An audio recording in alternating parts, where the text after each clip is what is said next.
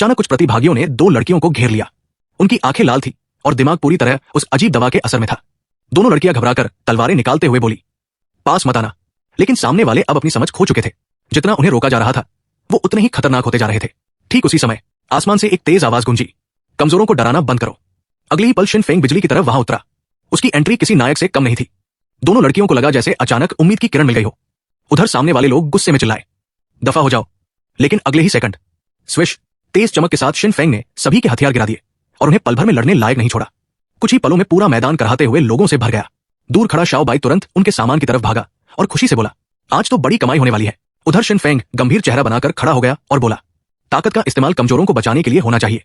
उसकी बातें सुनकर आसपास के कई प्रतिभागियों को एहसास हुआ कि पानी में कुछ गड़बड़ थी और वो लोग दवा के असर में आ गए थे। सबने तुरंत सिर झुकाकर माफी मांगी। शिन फेंग ने हाथ हिलाकर कहा, अब यहां से निकलो और दोबारा दिमाग खोकर मत लड़ना। लोग एक दूसरे का सहारा लेते हुए वहां से जाने लगे। उधर यिन्यू महल में बैठे बड़े बड़े विशेषज्ञ ये सब देखकर हैरान थे। यू शेन तो शर्म और परेशानी दोनों महसूस कर रही थी। उसे उम्मीद नहीं थी कि शिन फेंग इस तरह टूर्नामेंट संभालेगा। लेकिन शिन फेंग को इन सबकी परवाह नहीं थी। उसने गंभीर चेहरा बनाकर कहा, मैं यहां 3 चीजों के लिए आया हूं, जीतने, जीतने और सिर्फ जीतने। और वही शाओ बाई बोला, और मैं यहां सिर्फ कमाई करने आया हूं। धीरे धीरे सभी प्रतिभागियों को समझ आ गया कि नदी के पानी में कुछ मिलाया गया था। अब सबसे बड़ी समस्या यह थी कि पानी पिए तो मुसीबत, और बिना पानी के जिए कैसे। लेकिन तभी नदी के किनारे शिन फेंग ने छोटा सा स्टॉल लगा दिया। एक बोतल पानी, 1000 सुप्रीम स्पिरिट स्टोन्स। ये देखकर सबका गुस्सा फूट पड़ा। ये तो सीधी लूट है। कई योद्धा मिलकर उसकी तरफ बढ़ने लगे। शिन फेंग ने दूर से आती भीड़ देखी और लंबी सांस ली। लगता है हैंडसम होना भी इस दुनिया में खतरे से खाली नहीं। भीड़ को अपनी तरफ आता देख शिन फेंग ने तुरंत स्टॉल समेटा और भाग निकला। लेकिन जाते जाते भी वो अपनी शरारत करना नहीं भूला। उसने पीछे की तरफ एक खास पाउडर फेंकते हुए हंसकर कहा, बाकी मजा तुम लोग खुद ले लेना। ये देखते ही सभी योद्धाओं के चेहरे उड़ गए। उन्हें तुरंत समझ आ गया कि वो फिर कोई खतरनाक चीज फेंक गया है। सब लोग घबराकर पीछे हटने लगे। अब कोई भी जोखिम लेने को तैयार नहीं था। लेकिन तभी एक आदमी बिना डरे सीधे उस धुएं के बीच जा खड़ा हुआ। सब लोग हैरान रह गए। इतनी हिम्मत दिखाने वाला और कोई नहीं, फेंग चेंग था। अब उसका सिर्फ एक ही लक्ष्य था, शिन फेंग को हराना। उसे इस बात से कोई मतलब नहीं था कि नदी किनारे क्या हुआ था। वो बस शिन फेंग का पीछा करते हुए आगे बढ़ता गया। दूर जंगल में शिन फेंग अपनी तेज चाल से लगातार जगह बदल रहा था। वो सीधी लड़ाई नहीं चाहता था। उसकी योजना साफ थी, अभी ताकत बचाओ और सही समय पर पूरा खेल पलट दो। उधर फेंग चेंग गुस्से में उसका पीछा कर रहा था। लेकिन कुछ देर बाद अचानक उसके शरीर में अजीब गर्मी फैलने लगी। वो तुरंत रुक गया और अपनी ऊर्जा जांचने लगा। कुछ ही पलों में उसे समझ आ गया कि पहले फैले हुए पाउडर का असर उसके शरीर में भी पहुंच चुका है। तभी उसके दिमाग में एक खतरनाक शक आया, क्या यही चीज शिन फेंग ने राजकुमारी के साथ भी इस्तेमाल की थी।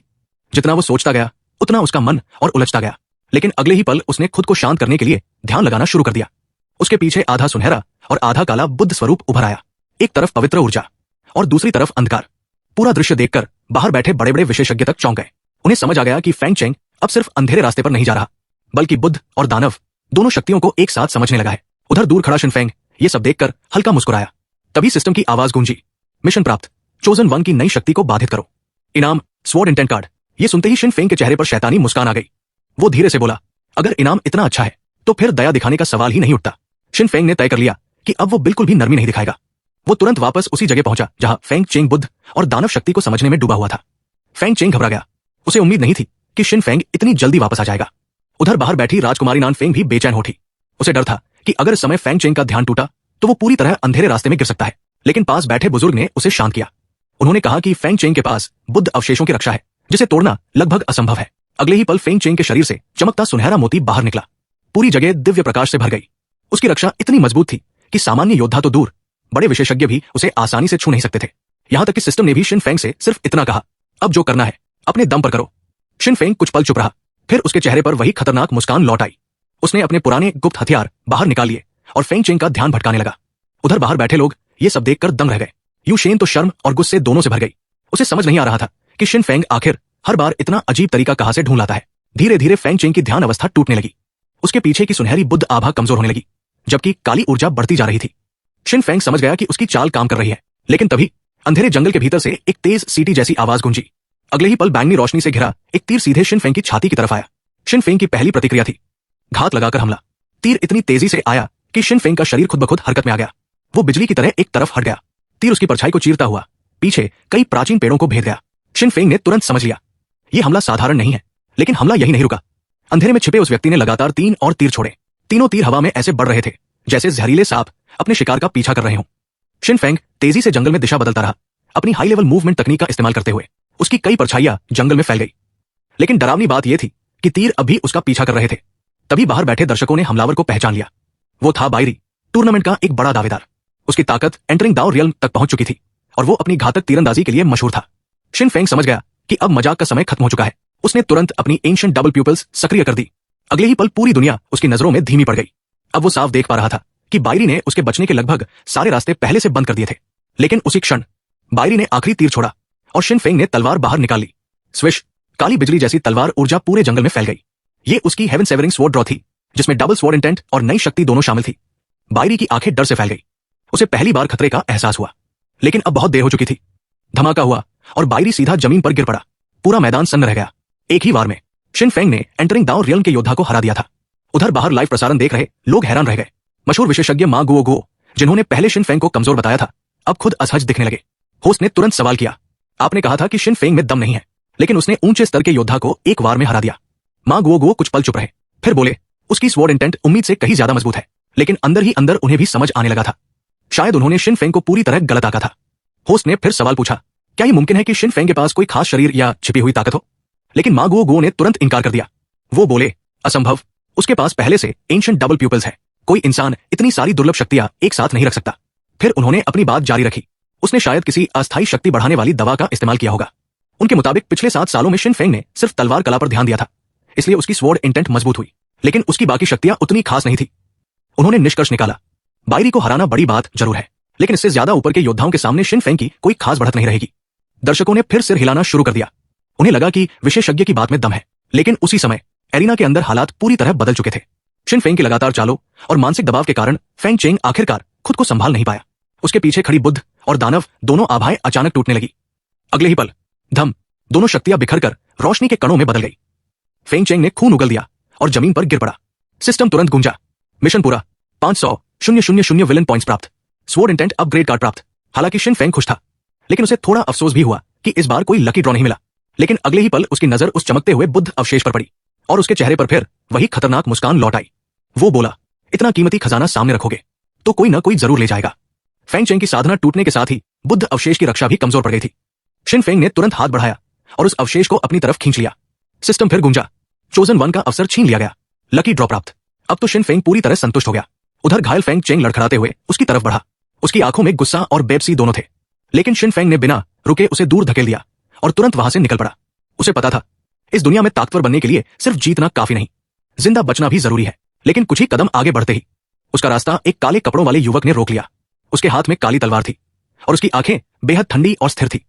सिस्टम ने कोई चेतावनी नहीं दी, इसलिए शिन फेंग ने सोचा कि सामने वाला शायद कोई साधारण योद्धा है। लेकिन उसे नहीं पता था कि ये युवक मशहूर फेमस स्वॉर्ड विला का युवा स्वामी था और पूरे टूर्नामेंट के सबसे खतरनाक योद्धाओं में गिना जाता था। काले कपड़ों वाला वो युवक बिना एक शब्द बोले सीधे हमला कर बैठा। जैसे ही उसकी तलवार म्यान से बाहर निकली, पूरे जंगल में तेज धातु की आवाज गूंज उठी। उसकी मौजूदगी अचानक बदल गई। अब वो किसी साधारण योद्धा जैसा नहीं, बल्कि असली स्वॉर्ड किंग जैसा लग रहा था। उसकी तलवार ऊर्जा आसमान तक को चीरती हुई शिन फेंग की तरफ बढ़ी। शिन फेंग तुरंत समझ गया, ये अब तक का सबसे खतरनाक विरोधी है। सामने वाला सिर्फ ताकतवर ही नहीं था, बल्कि ताओ इंटीग्रेशन रियल्म के तीसरे स्तर तक पहुंच चुका था। उसके पास 3rd लेवल स्वॉर्ड इंटेंट और हेवनली स्वॉर्ड फिजिक जैसी दुर्लभ शक्तियां भी थी। अगले ही पल युवक ने बिजली जैसी तेज तलवार चलाई, लेकिन शिन फेंग ने अपनी खास मूवमेंट तकनीक से हमला बाल बाल टाल दिया। युवक जमीन पर उतरते ही फिर आगे बढ़ा। इस बार उसकी तलवार किसी अजगर की तरह घूमती हुई सीधे शिन फेंग की तरफ आई और आसपास की सारी परछाइयां तोड़ दी। अब शिन फेंग भी गंभीर हो चुका था। उसने अपनी तलवार मजबूती से पकड़ी और हेवन सेवरिंग स्वॉर्ड ड्रॉ इस्तेमाल करने की तैयारी कर ली। दोनों की तलवारें टकराईं। धड़ाम, पूरा जंगल कांप उठा। बाहर लाइव प्रसारण देख रहे लोग पूरी तरह हैरान रह गए, क्योंकि रैंक 53 वाला यी जियान, जो हर मामले में शिन फेंग से ऊपर माना जा रहा था, अब भी उसे हरा नहीं पा रहा था। यहां तक कि मा गुओ जैसे विशेषज्ञ भी चुप हो गए। उन्हें समझ नहीं आ रहा था कि शिन फेंग की असली सीमा आखिर है कहां। उधर लड़ाई लगातार तेज होती जा रही थी। यी जियान के मन में भी शक पैदा होने लगा। वो सोच रहा था, मैं उससे पूरे एक स्तर ऊपर हूं, फिर भी ये हार क्यों नहीं रहा। तभी अचानक शाओ बाई ने मौका देखकर हमला कर दिया। उसने अपने नुकीले पंजों से सीधे यी जियान की आंखों पर वार कर दिया। यी जियान दर्द से पीछे हट गया। उसकी नजर धुंधली हो गई थी, लेकिन शिन फेंग हंस पड़ा। वाह, यही तो है मेरा खरगोश। सबको लगा कि अब यी जियान गुस्से में टूट जाएगा, लेकिन उल्टा, उसकी तलवार और भी खतरनाक हो गई। धुंधली नजरों के बावजूद उसने लड़ाई के बीच कुछ नया समझ लिया था। अचानक उसके आसपास अनगिनत तलवार परछाइयां बनने लगी। वो पागलों की तरह लगातार वार करने लगा। पूरा जंगल उसकी तलवार ऊर्जा से भर गया और शिन फेंग पहली बार महसूस कर रहा था कि सामने वाला सच में जानलेवा खतरा बन चुका है। शिन फेंग का चेहरा अचानक गंभीर हो गया। उसे सामने से आती तलवार ऊर्जा बेहद जानी पहचानी लगी। ये वही एहसास था जो उसे इनविंसिबल स्वॉर्ड हार्ट समझते समय हुआ था। उसने तुरंत अपनी एंशिएंट डबल प्यूपिल्स सक्रिय कर दी। अब उसके लिए हर हरकत धीमी दिखाई देने लगी। वो लगातार एन्चांटिंग शैडो डिवाइन आर्ट और इल्यूजरी क्लाउड स्टेप्स का इस्तेमाल करके यी जियान के हमलों से बच रहा था। लेकिन लड़ाई इतनी खतरनाक हो चुकी थी कि शाओ बाई तक डर से कांपने लगा। उधर बाहर बैठे बड़े विशेषज्ञ समझने लगे थे कि शिन फेंग मुश्किल में है। सिक्स पाथ्स के सम्राट ने भारी सांस लेते हुए कहा, अगर वो शुरुआत में ही लड़ाई खत्म नहीं कर पाया तो उसकी ताकत जवाब दे देगी। यू यीशुआन भी पहली बार सच में चिंतित दिखाई दी, क्योंकि सामने वाला सिर्फ ताकतवर नहीं था, वो एंटरिंग दाओ रियल्म का असली तलवारबाज था। तभी शिन फेंग ने अचानक जमीन पर जोर से पैर मारा। उसके शरीर से तेज आभा फैल गई। यी जियान तुरंत सतर्क हो गया। उसे लगा कि अब शिन फेंग अपनी असली शक्तियां इस्तेमाल करने वाला है। लेकिन अगले ही पल शिन फेंग ने स्टोरेज से दर्जनों छोटी बोतलें निकाल ली। यी जियान का चेहरा तुरंत बदल गया। उसे पहले नदी वाला हादसा याद आ गया। वो जल्दी से पीछे हटते हुए बोला, तुम्हारी हरकतों की भी कोई सीमा है या नहीं? लेकिन शिन फेंग तो शिन फेंग था। उसने सारी बोतलें हवा में उछाल दी। धड़ाम, सारी बोतलें टूट गई और पाउडर चारों तरफ फैलने लगा। लेकिन उसी समय यी जियान ने तलवार घुमाई। उसकी स्वॉर्ड इंटेंट इतनी खतरनाक थी कि हवा में फैला पाउडर तक कटकर गायब हो गया। और बस यही मौका था जिसका शिन फेंग इंतजार कर रहा था। उसने तुरंत हेवन सेवरिंग स्वॉर्ड ड्रॉ इस्तेमाल किया। साथ ही सिस्टम से मिली स्वॉर्ड दाउ कंप्रहेंशन कार्ड भी सक्रिय कर दी। अगले ही पल एक चमकदार तलवार प्रकाश आसमान चीरता हुआ निकला। यी जियान की आंखों में गुस्सा चमक उठा। उसे लगा शिन फेंग उसकी ही शैली कॉपी करके उसका अपमान कर रहा है। लेकिन अगले ही सेकंड उसे एहसास हुआ, नहीं, ये हेवन सेवरिंग स्वॉर्ड ड्रॉ नहीं है। धड़ाम, दोनों तलवारें टकराई। पूरा जंगल धातु की भयानक आवाज से गूंज उठा। दोनों योद्धा एक दूसरे को पार करते हुए निकल गए। तलवारें वापस म्यान में चली गई। पूरा मैदान अचानक शांत हो गया। शिन फेंग स्थिर खड़ा था। यी जियान भी बिना हिले वही खड़ा रहा। बाहर स्क्रीन देख रहे लाखों लोग सांस रोके इंतजार करने लगे। आखिर जीत किसकी हुई? पूरा मैदान सांस रोके नतीजे का इंतजार कर रहा था। कुछ पल तक दोनों बिल्कुल स्थिर खड़े रहे। फिर अचानक शिन फेंग के मुंह से खून निकल पड़ा। उसके शरीर पर एक साथ अनगिनत कटों के निशान उभर आए। ये देखकर बाहर बैठे दर्शक दंग रह गए। उन्हें लगा कि शायद इस बार शिन फेंग सच में हार गया है। उधर दूर खड़ा फेंग चेंग भी ये सब देख रहा था। उसकी आंखों में फिर से लड़ने की आग जल उठी। वो दांत भींचकर बोला, मैं शिन फेंग को यूं अपनी प्रतिष्ठा बर्बाद नहीं करने दूंगा। यी जियान आखिरकार घुटनों पर गिर पड़ा। उसके शरीर से लगातार खून बह रहा था और वो अब अपनी ताकत संभाल नहीं पा रहा था। पूरा मैदान सन्न रह गया। सिक्स पाथ्स के सम्राट तक हैरान थे। उन्हें यकीन नहीं हो रहा था कि शिन फेंग जैसा लड़का इतनी भयानक लड़ाई में भी टिक सकता है। उधर युशुआन बाहर से शांत दिख रही थी, लेकिन अंदर ही अंदर खुश भी थी और नाराज भी। उसे समझ नहीं आ रहा था कि शिन फेंग ने थर्ड लेवल स्वॉर्ड कंप्रहेंशन जैसी बड़ी बात उससे छुपाई कैसे। बाकी बड़े विशेषज्ञ भी अब ईर्ष्या से उसे देखने लगे, क्योंकि ऐसा शिष्य हर किसी के नसीब में नहीं होता। तभी सिक्स पाथ्स सम्राट ने एक और बात नोटिस की। शिन फेंग के शरीर के घाव बेहद तेजी से भर रहे थे। ये बिल्कुल सामान्य नहीं था। इतनी खतरनाक लड़ाई के बाद भी वो गिरने के बजाय और ज्यादा खतरनाक होता जा रहा था। उधर भारी घायल होने के बावजूद यी जियान फिर से खड़ा हो गया। उसके आसपास की स्वॉर्ड क्यूआई इकट्ठा होने लगी और कुछ ही पलों में उसके पीछे एक विशाल तलवार ऊर्जा बन गई। दर्शक चिल्ला उठे, हेवनली स्वॉर्ड फिजिक की असली शक्ति। लेकिन शिन फेंग भी पीछे हटने वालों में नहीं था। उसके सीने से सुनहरी रोशनी निकलने लगी। घूमते हुए रहस्यमय रून साफ दिखाई देने लगे। सुप्रीम बोन सक्रिय हो चुका था। अब पूरा मैदान उत्साह से भर गया। सब जानना चाहते थे, हेवनली स्वॉर्ड फिजिक ज्यादा ताकतवर है या सुप्रीम बोन? दोनों की शक्तियां टकराई। भयानक ऊर्जा तूफान की तरह फैली और आसपास के पेड़ जड़ से उखड़ गए। कुछ देर बाद जब धूल बैठी, यी जियान जमीन पर घुटनों के बल गिरा हुआ था। वो पूरी तरह थक चुका था। लेकिन दूसरी तरफ शिन फेंग अब भी खड़ा था। और सबसे डरावनी बात यह थी कि वो पहले से ज्यादा ताकतवर लग रहा था, क्योंकि उसके पास था overlord body of the heavens. जितनी लंबी लड़ाई चलती, उसका शरीर उतना ही मजबूत होता जाता। उसी समय शाओ बाई आराम से गाजर खाते हुए बोला, लगता है मुझे लड़ने की जरूरत ही नहीं पड़ेगी। लेकिन तभी शिन फेंग की नजर दूर भागते हुए एक आदमी पर पड़ी। उसके चेहरे पर शिकारी जैसी मुस्कान आ गई। वो बोला, लड़ाई शुरू तुमने की थी, अब भागकर कहां जाओगे? अगले ही पल वो जमीन पर जोर से पैर मारकर बिजली की तरह आगे बढ़ा। इतनी तेज रफ्तार की हवा तक फटने लगी और पलक झपकते ही वो सीधे यी जियान के सामने पहुंच चुका था। अगले ही पल शिन फेंग बिजली की रफ्तार से आगे बढ़ा। यी जियान संभल भी नहीं पाया था कि शिन फेंग ने उसे ऐसा वार मारा कि पूरा मैदान दर्द महसूस करने लगा। चारों तरफ सन्नाटा छा गया। देखने वालों तक को नीचे ठंडा पसीना आने लगा। लेकिन शिन फेंग यही नहीं रुका। उसने चारों तरफ देखकर जोर से कहा, ये लोग अभी भी हमला कर सकते हैं, सब संभल जाओ। अगले ही पल उसने हाथों से कई सील बनाई।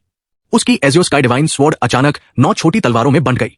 फिर वो तलवारें बिजली की तरह आसपास खड़े लोगों की तरफ टूट पड़ी। पूरा जंगल चीखों से भर गया। कुछ ही पलों में 100 से ज्यादा लोग लड़ने लायक नहीं बचे। सिस्टम लगातार विलन पॉइंट्स देता रहा और शिन फेंग के पॉइंट्स खतरनाक स्तर तक पहुंच गए। अब लोग समझ चुके थे, शिन फेंग सिर्फ ताकतवर नहीं, बेहद खतरनाक और अनप्रेडिक्टेबल इंसान है। तभी उसकी नजर दूर एक अजीब नजारे पर पड़ी। फेंग चेंग और बायरी दोनों अजीब हालत में दिखाई दे रहे थे।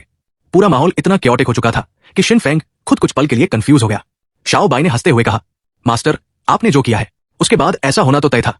शिन फेंग बस मुस्कुराया जैसे उसे कोई फर्क ही नहीं पड़ता। लेकिन शाओ बाई ने जल्दी याद दिलाया, अंधेरा होने वाला है, अगर जल्दी आराम की जगह नहीं मिली तो रात और भी खतरनाक होगी। कुछ देर बाद दोनों को एक छिपी हुई गुफा मिल गई। ये प्रतियोगियों के लिए खास सुरक्षित जगह थी, जहां लड़ाई और निगरानी दोनों मना थे। अंदर पहुंचते ही शिन फेंग ने तुरंत सिस्टम खोल लिया। चलो अब लकी ड्रॉ करते हैं। सुनहरा पहिया घूमने लगा। फिर सिस्टम की आवाज गूंजी, congratulations host, God level great river sword manual प्राप्त। अचानक शिन फेंग के सामने विशाल नदी जैसी तलवार ऊर्जा प्रकट हुई। अनगिनत स्वॉर्ड क्यूआई लहरों की तरह उसकी तरफ बढ़ी। वो चौंक कर उठ बैठा। अब उसे समझ आ गया था कि यह तकनीक कितनी खतरनाक है। अब तक उसकी सबसे बड़ी कमजोरी यही थी कि उसके पास सिर्फ एक मुख्य किलिंग मूव था। अगर वो पहला वार खत्म नहीं कर पाता तो लड़ाई मुश्किल हो जाती। लेकिन ग्रेट रिवर स्वॉर्ड प्ले ने उसकी ये कमी पूरी कर दी। उसने बिना देर किए लाखों विलन पॉइंट्स खर्च करके इस तकनीक को स्वॉर्ड इंटेंट पगोड़ा के साथ मर्ज कर दिया।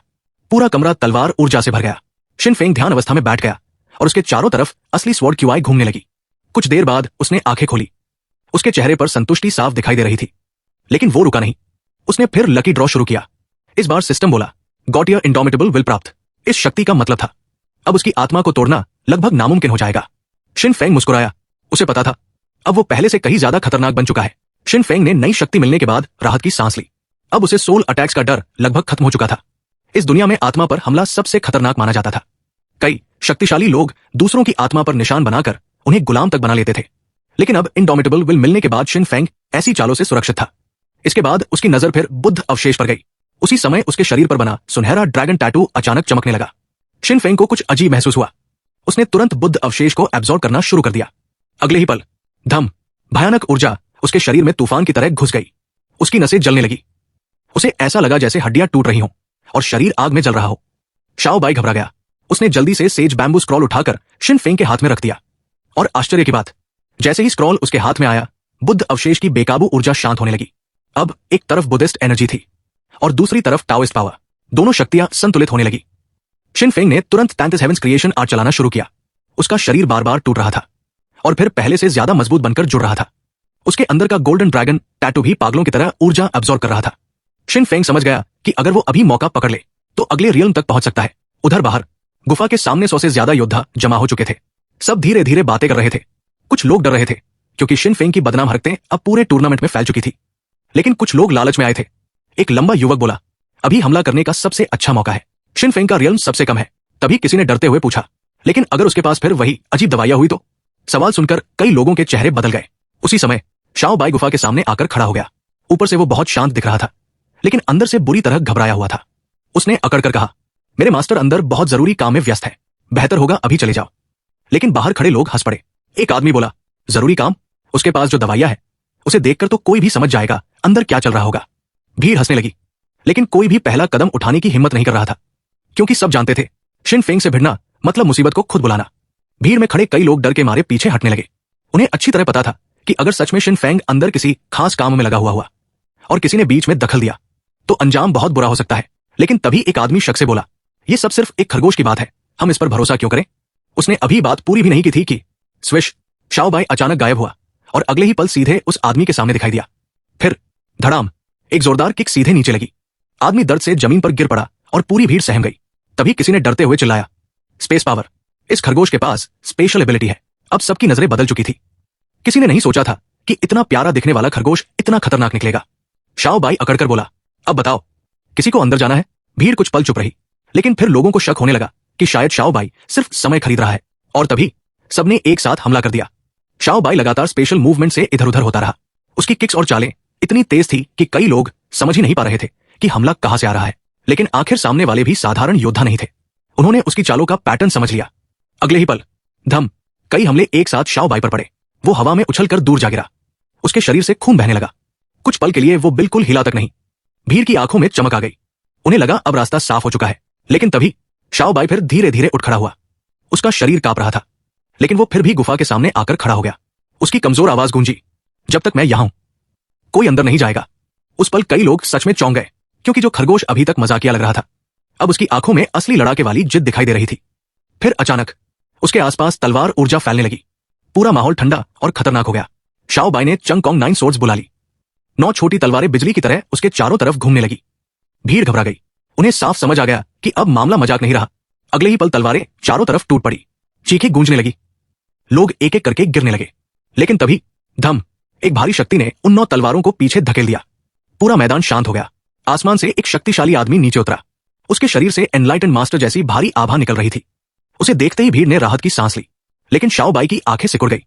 उसे समझ आ गया था, अब असली मुसीबत शुरू होने वाली है। गुफा के अंदर बैठा शिन फेंग भी बाहर की लड़ाई महसूस कर चुका था। वो तेजी से अपनी साधना पूरी करने लगा। उसे डर था कि कहीं उसकी हालत भी फेंग चेंग जैसी न हो जाए, जो ब्रेक थ्रू के समय बाधित होकर बुरी तरह टूट गया था। अचानक उसकी आंखें खुली। उनमें काली गहराई थी, लेकिन भीतर सुनहरी चमक जल रही थी। अगले ही पल उसके पीछे तलवार ऊर्जा की विशाल नदी उभर आई। पूरा माहौल सुनामी जैसा कांप उठा। बाहर खड़े लोग डर से पीछे हट गए। किसी ने कांपती आवाज में कहा, वो लिंक डब्ल्यू रियल में पहुंच गया। अब सबको एहसास हो चुका था कि अगर शिन फेंग पूरी तरह बाहर आ गया तो शायद कोई बच नहीं पाएगा।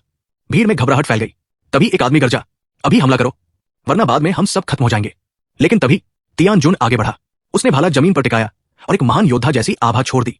सबको लगा अब वो लड़ाई शुरू करेगा। लेकिन अगले ही पल धड़ाम, वो सीधे गुफा के सामने घुटनों पर बैठ गया।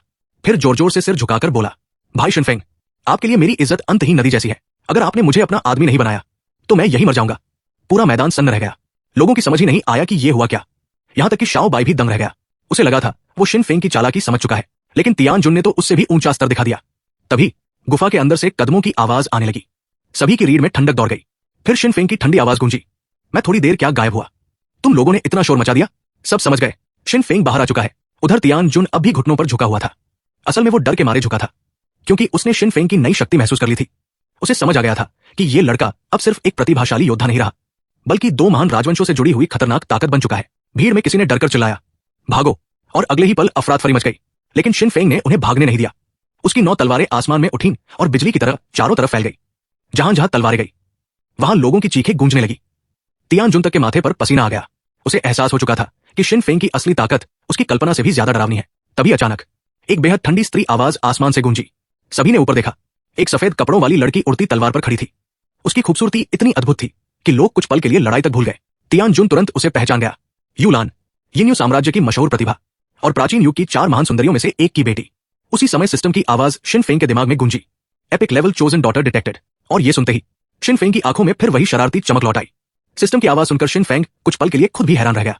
अब तक उसने जिन चोजन वंस को देखा था उनके आसपास मौजूद लड़कियों को ही खास समझता था, लेकिन अब उसे पता चला कि असली चोजन डॉटर कोई और ही है, यूलान। ये सोचते ही उसने तुरंत अपना रवैया थोड़ा संभाला और मुस्कुराकर बोला, गलत मत समझिए, मैं कोई बुरा इंसान नहीं हूं। यूलान ने ठंडी नजरों से उसकी तरफ देखा। उसे शिन फेंग की बदनाम हरकतों के बारे में पहले से पता था। वो बोली, अगर मैं गलत नहीं हूं तो लोगों को परेशान करने वाले वही शिन फेंग तुम हो। लेकिन शिन फेंग हमेशा की तरह आराम से जवाब देता रहा। यूलान धीरे धीरे आसमान से नीचे उतरी।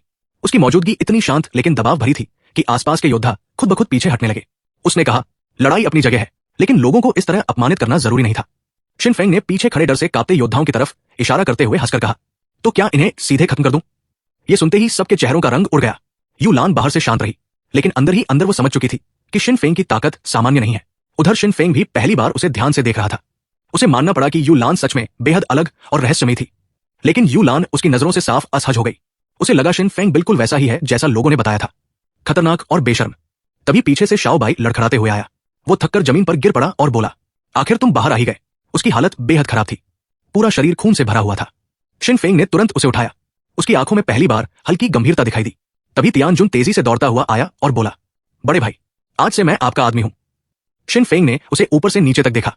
तियानजुन की ताकत और समझ दोनों काम की लग रही थी। उसी समय सिस्टम फिर गूंजा, loyal servant acquired, immortal slave dharma seal प्राप्त। सिस्टम के अनुसार यह शक्ति किसी वफादार साथी को आधी ताकत साझा करने देती थी, लेकिन अगर वो कभी धोखा दे तो उसकी आत्मा तक जल सकती थी। शिन फेंग ने बिना देर किए अपनी उंगली पर नीला रहस्यमय रून बनाया, फिर सीधे तियानजुन के माथे पर छू दिया। अगले ही पल धम, तियानजुन के शरीर से भयानक ऊर्जा फूट पड़ी, जमीन तक फटने लगी। उसकी आभा कुछ ही सेकंड में कई गुना बढ़ गई। आसमान में खड़ी यूलान ये सब देखकर सच में चौंक गई। अब उसे एहसास हो चुका था, शिन फेंग सिर्फ एक खतरनाक लड़ाका नहीं, बल्कि ऐसा इंसान है जो दूसरों की किस्मत तक बदल सकता है। तियानजुन अपने शरीर में उठती नई शक्ति को साफ महसूस कर सकता था। कुछ ही पलों में उसकी ताकत कई गुना बढ़ चुकी थी। वो तुरंत घुटनों पर बैठ गया और बोला, बड़े भाई, मैंने सही इंसान का साथ चुना है। उधर शिन फेंग की नजर फिर यूलान पर टिक गई। उसके मन में अलग ही गणित चल रहा था। वो सोच रहा था, अगर इतनी खास लड़की को अपने पक्ष में कर लिया तो सिस्टम से कितने जबरदस्त रिवॉर्ड मिलेंगे। यूलान ने भी उसकी नजर महसूस कर ली। वो हल्का सा असहज हो गई, लेकिन बाहर से शांत बनी रही। तभी सिस्टम की आवाज आई। हेवन चोजन मेडन की फेवरेबिलिटी बढ़ी। ये सुनकर शिन फेंग खुद हैरान रह गया। उसे लगा था यू लान घमंडी और ठंडी स्वभाव की होगी, लेकिन शायद उसके अंदर न्याय और सच्चाई को पहचानने की क्षमता थी। शिन फेंग मुस्कुराकर बोला, इतनी ताकतवर होने के बाद भी दूसरों की रक्षा करना वाकई काबिले तारीफ है। यू लान कुछ पल चुप रही, फिर ठंडी आवाज में बोली, अगर इन्हें नुकसान पहुंचाना है तो पहले मुझे हराना होगा। लेकिन अंदर ही अंदर उसके मन में शिन फेंग को लेकर जिज्ञासा बढ़ने लगी थी। शिन फेंग ने तुरंत वॉइड गॉड स्वॉर्ड निकाली। उसने मन ही मन फैसला कर लिया, आज वो किसी भी कीमत पर यू लान को प्रभावित करके रहेगा। यू लान बोली, अगर लड़ना है तो बिना हथियार के लड़ो, ऐसे कम से कम बाकी लोग सुरक्षित रहेंगे। शिन फेंग मुस्कुराया। उसे समझ आ गया था कि यू लान सिर्फ ताकतवर नहीं, दिल से भी अलग है। लेकिन तभी पूरा बैटलफील्ड अचानक एक भयानक ड्रैगन दहाड़ से कांप उठा। सभी योद्धा घबराकर उसी दिशा में देखने लगे। खबर फैल चुकी थी कि लाइफ एंड डेथ अरीना में मौजूद छोटे ड्रैगन एक्सायोलोंग पर कई लोग हमला कर रहे हैं, क्योंकि उसे हराने पर बड़ी किस्मत और रिवॉर्ड्स मिलने की संभावना थी। कुछ ही पलों में भीड़ पागलों की तरह उस दिशा में भागने लगी। यू लान का चेहरा थोड़ा फीका पड़ गया। उसे एहसास हुआ कि जिन लोगों की वो रक्षा कर रही थी, वो मौके मिलते ही उसे छोड़कर भाग गए। वो मुड़कर जाने लगी, लेकिन तभी शिन फेंग ने उसका हाथ पकड़ लिया। फिर पूरी गंभीरता से बोला, आप जैसी इंसान उन लालची लोगों जैसी नहीं हो सकती। ये सुनकर यू लान कुछ पल के लिए चुप हो गई। उसके चेहरे पर हल्की गर्माहट आ गई।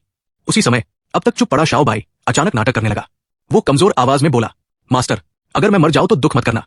उसकी ओवर एक्टिंग देखकर शिन फेंग तक समझ गया कि वो सिंपैथी लेने की कोशिश कर रहा है। लेकिन हैरानी की बात, यू लान सच में पिघल गई। उसने तुरंत अपनी शक्ति से शाओ बाई का इलाज शुरू कर दिया। हरी रोशनी ने शाओ बाई को घेर लिया और उसके घाव तेजी से भरने लगे। यू लान की शक्ति से शाओ बाई के घाव तेजी से भरने लगे। ये देखकर शिन फेंग और शाओ बाई ने तुरंत अपना इमोशनल ड्रामा शुरू कर दिया। एक बोल रहा था तो दूसरा करा रहा था। शाओ बाई कमजोर आवाज में बोला, मैं तो बस एक छोटा सा खरगोश हूं, कभी भी मर सकता हूं। शिन फेंग भी तुरंत साथ देने लगा, अगर आप हमारे साथ चलेंगी तो शायद ये बच जाए। उन दोनों की ओवर एक्टिंग इतनी जबरदस्त थी कि आखिरकार यू लान मान गई। अब वो आधिकारिक रूप से शिन फेंग की टीम का हिस्सा बन चुकी थी। हालांकि उसके मन में अभी भी अजीब सा एहसास था। उसे लग रहा था जैसे कहीं ना कहीं वो इन दोनों के जाल में फंस रही है। रात में सब लोग गुफा के अंदर आग के आसपास बैठे थे। यू लान शाओ बाई को गोद में लेकर उसकी देखभाल कर रही थी। वो बोली, कमजोरों की मदद करना मेरा कर्तव्य है। शिन फेंग मुस्कुराया और तियान जुन से बोला, इन दोनों का ध्यान रखना। इतना कहकर वो अकेला बाहर निकल गया। कुछ देर बाद वो सीधे उन योद्धाओं के सामने जा पहुंचा जिन्होंने पहले शाओ बाई को चोट पहुंचाई थी। उसे देखते ही सब घबरा गए। एक आदमी डरते हुए बोला, अब क्या चाहिए तुम्हें? शिन फेंग की आंखें ठंडी हो गई। वो बोला, तुम लोगों ने सोचा मैं वो बात भूल गया? एक योद्धा हंसते हुए बोला, अगर इतना ही गुस्सा है तो उस ड्रैगन को मारकर उसके टुकड़े तुम्हें दिखा देंगे। लेकिन इस बार शिन फेंग सच में नाराज हो चुका था। उसने धीरे से किंग कॉन्ग डिवाइन स्वॉर्ड निकाली। शाओ बाई मेरा परिवार है। अगले ही पल 9 चमकती तलवारें आसमान में घूमी और बिजली की तरह भीड़ के बीच उतर गई। चारों तरफ चीखें गूंज उठीं। कुछ ही सेकंड में पूरा मैदान बिखर चुका था। सिस्टम की आवाज लगातार आती रही, विलन पॉइंट्स प्राप्त। शिन फेंग ने तलवार वापस म्यान में रखी और शांत आवाज में कहा, बदला हमेशा समय पर लेना चाहिए। उधर दूसरी तरफ फ्लड ड्रैगन पॉन्ड में दर्जनों योद्धा मिलकर विशाल फ्लड ड्रैगन पर हमला कर रहे थे। लेकिन फेंग चांग अलग खड़ा सब देख रहा था। उसकी आंखों में अब पहले जैसी इंसानियत नहीं बची थी। वो पूरी तरह बदल चुका था। अचानक उसके पीछे एक डरावनी काली बुद्ध प्रतिमा प्रकट हुई। उससे निकलती आवाज किसी शापित मंत्र जैसी थी। अनुभवी योद्धा तुरंत समझ गए कि यह बेहद खतरनाक स्पिरिचुअल टेक्निक है। सब घबराकर पीछे हटने लगे। लेकिन देर हो चुकी थी। कई योद्धाओं की आंखें धीरे धीरे खाली होने लगी। उनकी चेतना खत्म हो रही थी। वो कठपुतलियों की तरह फेंग चांग के नियंत्रण में आने लगे। एक योद्धा आखिरी ताकत से भागने की कोशिश कर रहा था, लेकिन फेंग चांग उसके सामने पहुंच गया। उसने उसका गला पकड़ लिया और ठंडी आवाज में बोला, तुम समझदार थे, लेकिन किस्मत खराब थी। अगले ही पल उसने उसकी जीवन शक्ति खींचनी शुरू कर दी। कुछ ही सेकंड में वो आदमी सूखी लाश बन चुका था। बाकी लोग ये दृश्य देखकर डर से कांप उठे। अब फेंग चांग का लक्ष्य साफ था, फ्लड ड्रैगन को मारकर ड्रैगन पर्ल हासिल करना और फिर अपनी ताकत कई गुना बढ़ाना। प्रिंसेस नानफेंग अब भी यकीन नहीं कर पा रही थी कि फेंग चांग इतना बदल चुका है। जो इंसान कभी शांत, समझदार और सभ्य दिखाई देता था, वो अब पूरी तरह अंधेरे में डूब चुका था। अब उसके लिए सही गलत जैसी कोई चीज नहीं बची थी, बस ताकत चाहिए थी। उधर दूसरी तरफ एक रात आराम करने के बाद शिनफेंग और उसकी टीम एक विशाल चट्टान के सामने पहुंची। ऊपर एक डरावनी गुफा थी और नीचे सफेद हड्डियों का ढेर फैला हुआ था। इंसानों और याओ बीस्ट्स दोनों की हड्डियां वहां बिखरी पड़ी थी। तियान जुन कांप गया। बड़े भाई, हम यहाँ क्या करने आए हैं? शिनफेंग ने गर्दन घुमाकर वार्म अप किया और आराम से बोला, ड्रैगन मारने। ये सुनकर तियान जुन का चेहरा उड़ गया। उसे लगा उसका बड़ा भाई सच में पागल हो चुका है। यू लान भी अंदर से यही सोच रही थी। फ्लड ड्रैगन 5वें स्तर का दांव एंड बीस था, सामान्य इंसानों से कई गुना ज्यादा खतरनाक। और शिनफेंग अभी सिर्फ पहले स्तर पर था। ऐसे में ड्रैगन को चुनौती देना आत्महत्या जैसा लग रहा था। तभी सिस्टम की आवाज आई। हेवन चोजन मेडन की अफेक्शन कम हुई। शिनफेंग खुद चौंक गया। वो तुरंत यू लान का हाथ पकड़कर बोला, चिंता मत करो, ड्रैगन मारने के बाद ट्रेजर तुम्हारे साथ बांटूंगा। लेकिन यू लान के मन में उल्टा असर हुआ।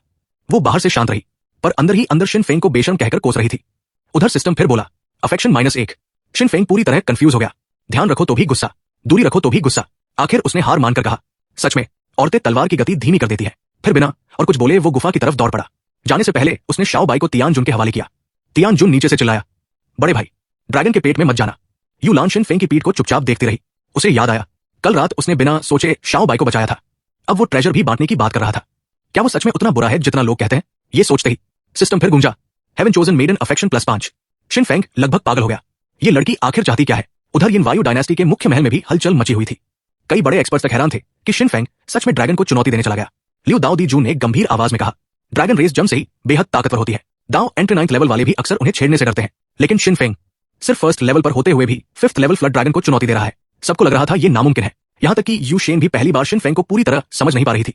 उसी समय फ्लड ड्रैगन की गुफा की दिशा से लगातार धमाके गूंजने लगे। उधर फेंग चांग पागलों की तरह हमला किया जा रहा था। फ्लड ड्रैगन के शरीर से लगातार खून बह रहा था।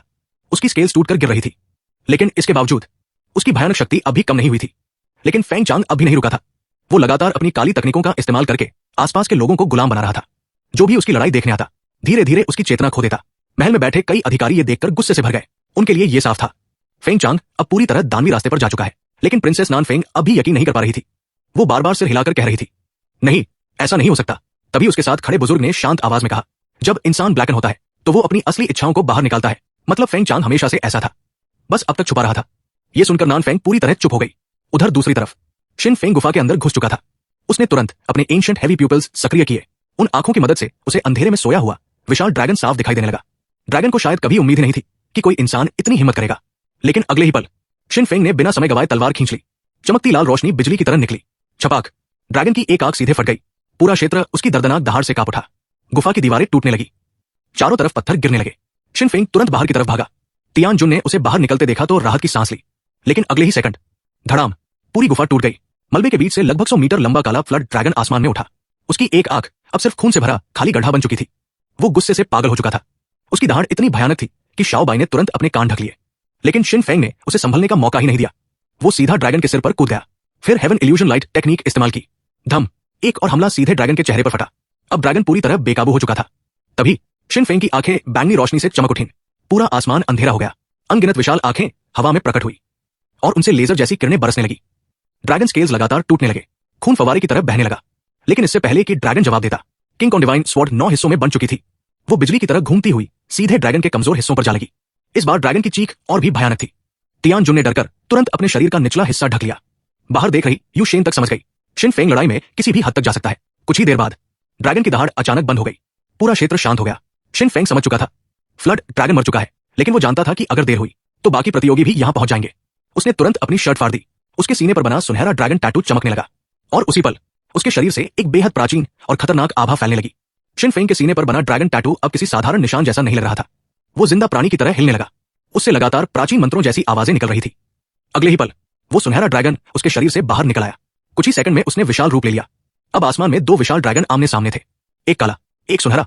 दोनों की दहाड़ से पूरा बैटलफील्ड कांप उठा। शिन फेंग ने बिना रुके लगातार हमले शुरू कर दिए। उसकी सारी ऊर्जा तेजी से खत्म हो रही थी।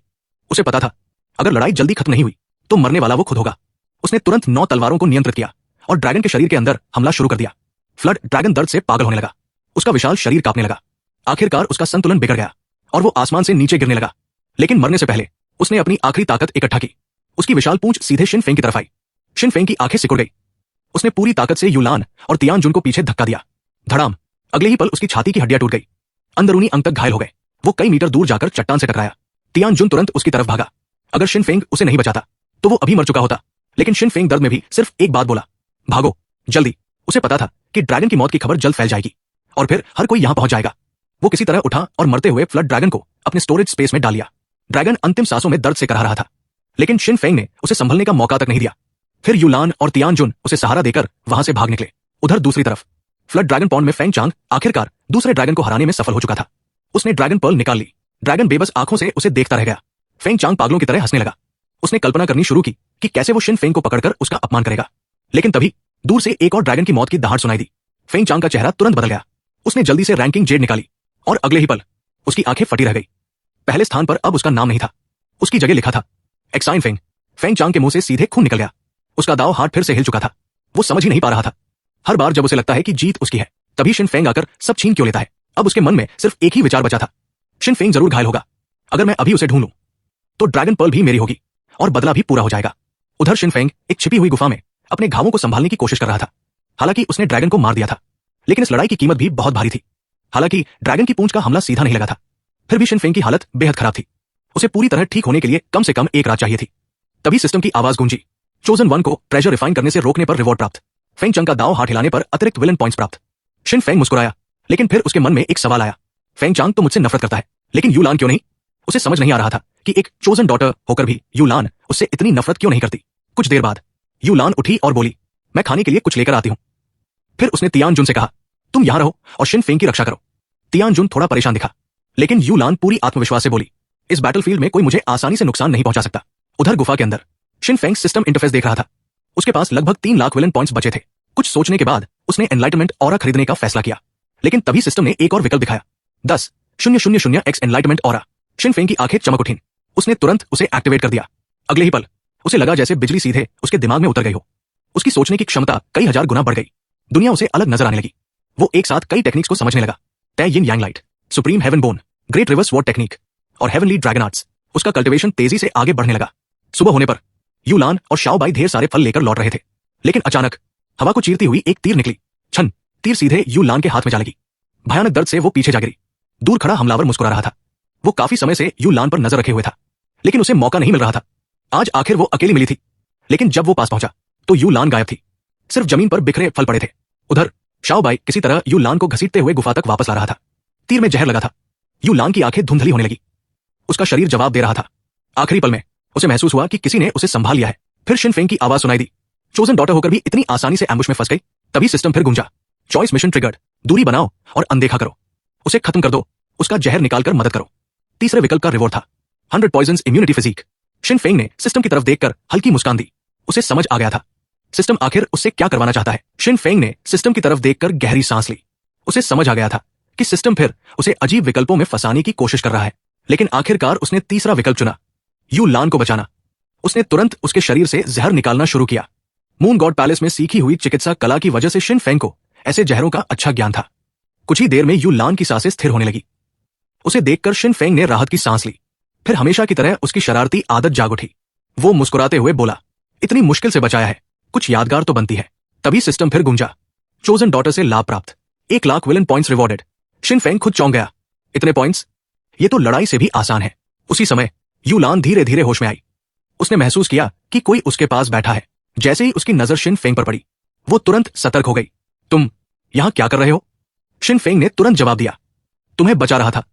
यूलान अभी भी शर्म और गुस्से के बीच उलझी हुई थी, लेकिन उसे साफ महसूस हो रहा था कि उसके शरीर का जहर सच में निकल चुका है।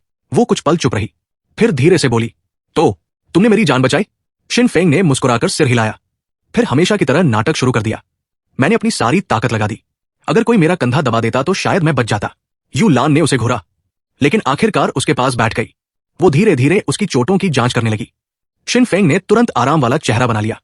वाह, एक महान सुंदरी से सेवा मिलना, आज तो जिंदगी सफल हो गई। यूलान ने उसकी बात सुनकर हल्का सा गुस्से वाला चेहरा बनाया, लेकिन उसके मन में अब पहले जैसा अविश्वास नहीं था। उसे महसूस हो रहा था कि शिन फेंग भले अजीब हो, लेकिन दिल से पूरी तरह बुरा इंसान नहीं है। कुछ देर बाद यूलान ने उसकी चोटों पर हाथ रखा और अपनी शक्ति से इलाज शुरू किया। शिन फेंग दर्द में भी मुस्कुराया और बोला, यूलान, क्या तुम पहली नजर वाले प्यार पर भरोसा करते हो? यह सुनकर यूलान का चेहरा हल्का लाल हो गया। वो तुरंत बोली, चुप रहो और अपनी चोटों पर ध्यान दो। लेकिन शिन फेंग फिर भी नहीं रुका। उसने उदास चेहरा बनाकर कहा, अगर मैं कल तक जिंदा न रहा तो मेरी आखिरी इच्छा पूरी करोगी? यूलान घबरा गई। क्या इच्छा? शिन फेंग ने उसका हाथ पकड़कर मुस्कुराते हुए कहा, बस एक मुस्कान दे दो, बाहर निकलो। यूलान पूरी तरह शर्म और गुस्से में डूब चुकी थी। उसे यकीन ही नहीं हो रहा था कि शिन फेंग की आखिरी इच्छा ऐसी होगी, लेकिन शिन फेंग रुकने वालों में से नहीं था। वो धीरे धीरे बोलने लगा, पहले मुझे पहली नजर वाले प्यार पर भरोसा नहीं था, लेकिन तुम्हें देखने के बाद सब बदल गया। अब मेरा दिल सिर्फ तुम्हारे लिए धड़कता है। उसकी आवाज और अभिनय इतने गंभीर थे कि यूलान सच में हिल गई। उसे याद आया कि शिन फेंग उसकी वजह से घायल हुआ था। उसने उसकी जान भी बचाई थी। धीरे धीरे उसके मन में अपराध बोध बढ़ने लगा। कुछ पल बाद वो हल्के कांपते हुए उसके करीब आई। शिन फेंग को उसकी खुशबू साफ महसूस हो रही थी। यूलान का स्वभाव जियान से बिल्कुल अलग था। उसमें एक अजीब नरमी थी, लेकिन तभी शिन फेंग ने अचानक उसकी कमर पकड़ ली और उसे अपनी तरफ खींच लिया। यूलान पूरी तरह चौंक गई। अगले ही पल उसका पहला चुंबन शिन फेंग ने चुरा लिया। सिस्टम तुरंत गूंज उठा, चोजन मेडन से लाभ प्राप्त, 1 lakh villain points rewarded. Yulan की आंखें फैल गई। उसे अब समझ आया कि वो फिर से शिन फेंग की चाल में फंस गई। वो गुस्से से उसे धक्का देने लगी। ये मेरा पहला किस था। लेकिन शिन फेंग फिर भी मुस्कुरा रहा था। तभी उसकी नजर यूलान के कपड़ों पर गई और वो मजाक करने लगा। इस बार यूलान सच में भड़क गई। वो तुरंत उसके ऊपर टूट पड़ी और दोनों आपस में उलझ गए। शिन फेंग फिर भी हंसते हुए बोला, इतनी जल्दी हार मान ली? यू लान गुस्से से बोली, आज मैं तुम्हारा मुंह तोड़ दूंगी। दोनों की नोकझोंक अभी चल ही रही थी कि अचानक पीछे से आवाज आई, बॉस किन फेंग, आखिरकार आपको ढूंढ लिया। दोनों ने मुड़कर देखा, एक लंबा योद्धा वहां खड़ा था। उसके हाथ में घायल तियान जुन पकड़ा हुआ था। शिन फेंग का चेहरा तुरंत गंभीर हो गया, लेकिन माहौल बिगड़ने से पहले भी वो अपनी हरकतों से बाज नहीं आया। वो यू लान की तरफ देखकर बोला, यू लान फेरी, मैं जानता हूं कि मैं बेहद आकर्षक हूं, लेकिन रोमांस जबरदस्ती नहीं किया जाता। ये सुनते ही यू लान का गुस्सा फिर भड़क उठा। यू लान इतनी गुस्से में थी कि कुछ पल तक बोल ही नहीं पाई। उधर विशालकाय योद्धा ने तियान जुन को जमीन पर फेंक दिया और गुस्से से गरजा, ये कौन औरत है जो बॉस को बहकाने की कोशिश कर रही है। उसका गुस्सा देखकर शिन फेंग भी घबरा गया। यू लान अभी पूरी तरह ठीक नहीं हुई थी। अगर ये आदमी सच में हमला कर देता तो मुश्किल हो सकती थी। शिन फेंग तुरंत बीच में आ गया, अरे बड़े भाई शांत हो जाओ, पहले बात तो सुन लो। तभी उस विशाल योद्धा की आंखें चमक उठी। वो सीधे शिन फेंग के पास आया और भावुक होकर बोला, किन बॉस, आज से मैं पूरी जिंदगी आपकी सेवा करूंगा। शिन फेंग पूरी तरह कंफ्यूज हो गया। अगले ही पल वो आदमी सीधे उसके पैरों से लिपट गया। आखिर मुझे अपना सहारा मिल गया। शिन फेंग का चेहरा तुरंत बिगड़ गया। भाई, इतने बड़े शरीर के साथ ये हरकतें मत करो। लेकिन वो आदमी रोता ही रहा। आखिर शिन फेंग ने हार मान ली। ठीक है, अब बस चुप हो जाओ। फिर उसने उसके माथे पर इमॉर्टल स्लेव सील लगा दिया। अगले ही पल उस आदमी की शक्ति कई गुना बढ़ गई। वो खुद हैरान रह गया। उसे अब समझ आया कि शिन फेंग सिर्फ ताकतवर ही नहीं बल्कि दूसरों की शक्ति भी बढ़ा सकता है। तभी सिस्टम की आवाज आई, immortal slave seal reached current limit. Shin Feng थोड़ा निराश हुआ। उसे लगा था कि वो हजारों लोगों की सेना बना लेगा, लेकिन अब समझ आया कि इस तकनीक की भी सीमा है। फिर उसने उस विशाल आदमी को ध्यान से देखा। उसे अचानक कुछ याद आया, ये कोई और नहीं बल्कि किन फैमिली का किन वैन था। बचपन में वो काफी अलग दिखता था, अब बड़ा होकर पूरी तरह बदल चुका था। शिन फेंग समझ गया कि शायद उसे किन फैमिली की तरफ से भेजा गया है। तभी किन वैन अचानक घबराकर बोला, बॉस जल्दी भागो, फेंग चांग यहां आ रहा है। लेकिन शिन फेंग बिल्कुल शांत था। उसने हंसते हुए कहा, आना है तो आने दो। अब उसकी ताकत पहले जैसी नहीं रही थी। 10,000 एनलाइटमेंट की वजह से उसने कई टेक्निक्स में नई समझ हासिल कर ली थी। अब उसे खुद पर पूरा भरोसा था। वो मन ही मन बोला, फेंग चांग, तुम हमेशा सही समय पर विलन पॉइंट्स देने आ जाते हो। ये सोचकर वो जोर से हंस पड़ा। तियान जुन और किन वैन एक दूसरे को देखने लगे। उन्हें समझ नहीं आ रहा था कि उनका बॉस इतना खतरनाक होकर भी इतना अजीब कैसे हो सकता है। उधर गुफा के बाहर सैकड़ों प्रतियोगी जमा हो चुके थे, लेकिन उनकी आंखें खाली थी, जैसे उनकी आत्मा ही गायब हो चुकी हो। और उन सबके ऊपर बिखरे बालों और डरावनी आभा के साथ फेंग चांग खड़ा था। फेंग चांग पूरी तरह दानवी रूप में बदल चुका था। उसकी आंखों में पागलपन साफ दिखाई दे रहा था। उसे देखकर शिन फेंग हंस पड़ा। ओह, तो आखिर तुम आ ही गए। बीवी हारने के बाद सीधे डेमन बन गए क्या? इतनी गर्मी में भी इतना ठंडा चेहरा बना रखा है, सर्दी लगने का डर है क्या? फेंग चांग का चेहरा तुरंत विकृत हो गया। नान फेंग का नाम सुनते ही उसके पुराने घाव फिर खुल गए। उसकी हत्या जैसी नजरें सीधे शिन फेंग पर टिक गई। किन फेंग, चुप हो जा। अगले ही पल वो पूरी ताकत से आगे बढ़ा। उसकी गति इतनी तेज थी कि हवा तक फटने लगी। धड़ाम, उसने सीधे शिन फेंग पर एक विनाशकारी किक मारी। शिन फेंग तुरंत एंशिएंट हैवी प्यूपिल्स सक्रिय कर चुका था। उसकी आंखें चमकी। उसने दोनों हाथों से सीज बनाकर फेंग चांग की चाल पढ़नी शुरू कर दी। लेकिन फिर भी फेंग चांग की ताकत देखकर वो थोड़ा चौंक गया। अब फेंग चांग लिंगू 7 एथ लेयर तक पहुंच चुका था। ऊपर से डेमोनाइजेशन और ड्रैगन पर्ल की शक्ति भी उसके पास थी।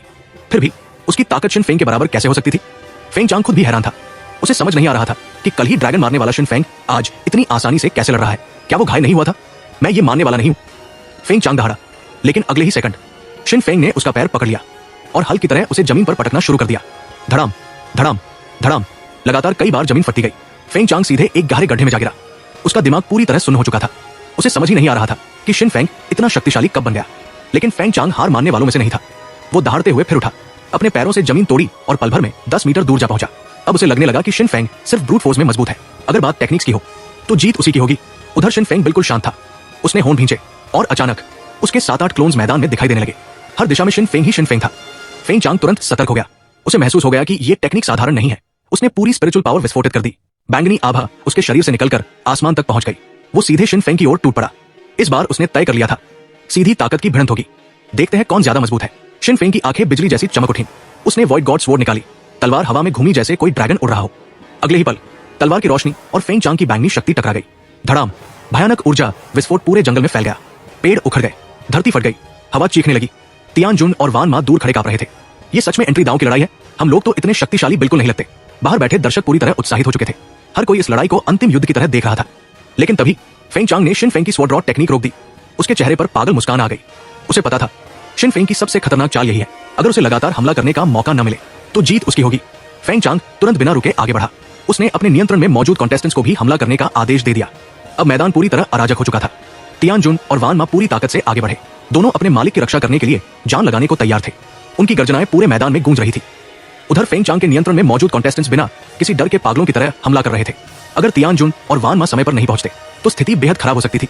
लेकिन इस अफरातफरी के बीच भी शिन फेंग बिल्कुल शांत खड़ा था। उसके कपड़े हवा में लहरा रहे थे। उसका पूरा शरीर ऐसा लग रहा था जैसे कोई दिव्य तलवार म्यान से बाहर निकल आई हो।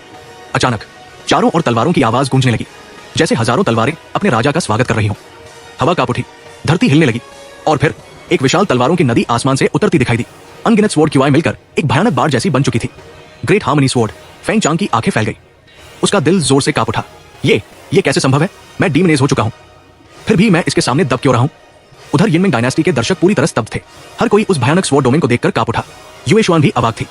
वो 7 साल तक शिन फेंग की गार्डियन रही थी, लेकिन उसे खुद नहीं पता था कि शिन फेंग ने आखिर इन वर्षों में सीखा क्या है। बाकी एल्डर्स उसे अजीब नजरों से देखने लगे, जैसे कह रहे हो तुम सच में उसकी गार्डियन थी या सिर्फ नाम की? अगर उन्होंने शिन फेंग को प्रॉपर्ली गाइड किया होता तो शायद वो और भी भयावह बन चुका होता। उधर फेंग चांग अब पूरी तरह डर चुका था। उसके मन में शिन फेंग का साइकोलॉजिकल शैडो बन चुका था। उसे लग रहा था जैसे वो बुद्ध के हाथ में फंसा सन वुकोंग हो। कितना भी संघर्ष कर ले, बचना असंभव है। तभी सिस्टम बोला, congratulations host, child of destiny पर साइकोलॉजिकल शैडो छोड़ने के लिए 1 लाख विलन पॉइंट्स प्राप्त हुए। लेकिन शिन फेंग संतुष्ट नहीं था। सिर्फ 1 लाख? इतनी मेहनत का बस इतना? अगले ही पल उसकी आंखें बैंगनी रोशनी से चमक उठीं। आसमान में फिर से काउंटलेस जायंट आइज दिखाई देने लगे। शिन फेंग जोर से बोला, फेंग चांग, अगर आज कम से कम 10 लाख विलन पॉइंट्स नहीं दिए तो यहां से बचकर जाने का सपना भी मत देखना। फेंग चांग का शरीर कांपने लगा, उसके मन का डर और गहरा हो गया। तभी आसमान की आंखों से भयानक लाइट बीम्स निकलने लगी। पूरा बैटलफील्ड बॉम्बार्डमेंट में बदल गया। अब फेंग चांग पूरी तरह पागल हो चुका था। उसका चेहरा विकृत हो गया। वो आसमान की ओर देखकर गरजा, किन फेंग, आज चाहे मुझे अपनी आत्मा शैतान को बेचनी पड़े, फिर भी मैं तुम्हें मार डालूंगा। अचानक पूरे लाइफ एंड डेथ अरीना में एक भयानक गर्जना गूंज उठी, जैसे कोई एंशिएंट मॉन्स्टर जाग गया हो। एक डरावना प्रेशर पूरे बैटलफील्ड पर छा गया। शिन फेंग तुरंत समझ गया, अब मामला खतरनाक हो चुका है। वो थोड़ा ज्यादा खेल गया था। आखिर फेंग चांग कोई साधारण इंसान नहीं, बल्कि चाइल्ड ऑफ डेस्टिनी था। शिन फेंग ने तुरंत अपनी टेक्निक्स वापस खींच ली और अगले ही सेकंड जोर से चिल्लाया, अरे कोई मैनेजर है यहाँ? मैं रिपोर्ट करना चाहता हूँ। फेंग चांग चीटिंग कर रहा है। इसने सब्स्टिट्यूट फाइटर बुला लिया। बाहर बैठी यू शेन ने अपना माथा पकड़ लिया। उसे लगने लगा कि शिन फेंग की शेमलेसनेस की कोई सीमा ही नहीं है। जब धुआं धीरे धीरे छंटा तब सबकी आंखें फैल गई। फेंग चांग अब पहले जैसा नहीं दिख रहा था। उसका शरीर वही था, लेकिन उसके भीतर कुछ और जाग चुका था। उसकी आंखें खून जैसी लाल थी। पूरा शरीर भयानक काली आभा से ढका हुआ था, जैसे उसके अंदर कोई एंशिएंट वेनमस डीमन घुस चुका हो। वो धीरे धीरे शिन फेंग की तरफ बढ़ने लगा। अब पहली बार शिन फेंग के चेहरे पर भी घबराहट दिखाई दी। सभी को लगा था कि अब सब खत्म हो गया, लेकिन तभी शिन फेंग ने तुरंत हाथ उठाकर कहा, अरे भाई आराम से, हम तो बस मजाक कर रहे थे। इतना सीरियस होने की क्या जरूरत है? चलो इसे बराबरी पर खत्म करते हैं। लेकिन उसके शब्दों का कोई असर नहीं हुआ। अचानक दूर से एक और भयानक विस्फोट हुआ। पूरा लाइफ एंड डेथ अरीना कांप उठा। एक ऐसी दबावपूर्ण शक्ति फैल गई जैसे कोई प्रलय उतर आया हो। फेंग चांग के शरीर में मौजूद वो रहस्यमयी सत्ता अचानक चौंक गई। उसने धीरे से कहा, तो आखिर यिन्यू राजवंश का वो पुराना शख्स इस स्तर तक पहुंच चुका है। अगले ही पल आकाश फट गया और एक वृद्ध व्यक्ति प्रकट हुआ। वो कोई और नहीं बल्कि 6th दाओ एम्परर लॉर्ड था। पूरा बैटलफील्ड उसकी उपस्थिति से कांप उठा। फेंग चांग के भीतर की सत्ता ठंडी आवाज में बोली, मैंने नहीं सोचा था कि आप अभी भी जीवित होंगे सीनियर, लेकिन ये जूनियर्स की लड़ाई है, आपका दखल देना थोड़ा अनुचित नहीं है। 6th दाओ ने शांत स्वर में उत्तर दिया, अगर ये बूढ़ा हस्तक्षेप करना चाहे तो तुम क्या कर लोगे? वातावरण तुरंत भारी हो गया। दोनों की शक्तियां टकराई और पूरा स्पेस हिलने लगा। लेकिन अचानक फेंग चांग के शरीर से वो सत्ता हंसने लगी। तुम सोचते हो सिर्फ इतनी ताकत से मुझे मार दोगे? अगले ही सेकंड वो काली छाया बनकर स्पेस को चीरते हुए भाग गई। 6th दाओ भी तुरंत उसके पीछे गायब हो गया। पूरा बैटलफील्ड अंधकार में डूब गया। धरती कांपती रही जैसे दुनिया खत्म होने वाली हो। कुछ देर बाद सब शांत हो गया। फिर स्पेशल क्रैक खुली। 6th दाओ वापस लौटा। उसका चेहरा थका हुआ था, लेकिन उसके लौटते ही 2 गुस्से भरी आवाजें दूर से गूंज उठीं। 6th दाओ, तूने मेरी 10,000 साल पुरानी दाओ लिनेज बर्बाद कर दी। मैं इसका बदला जरूर लूंगा। दूसरी आवाज भी गरजी, एक्साइन फैंग, मैं वापस आऊंगा।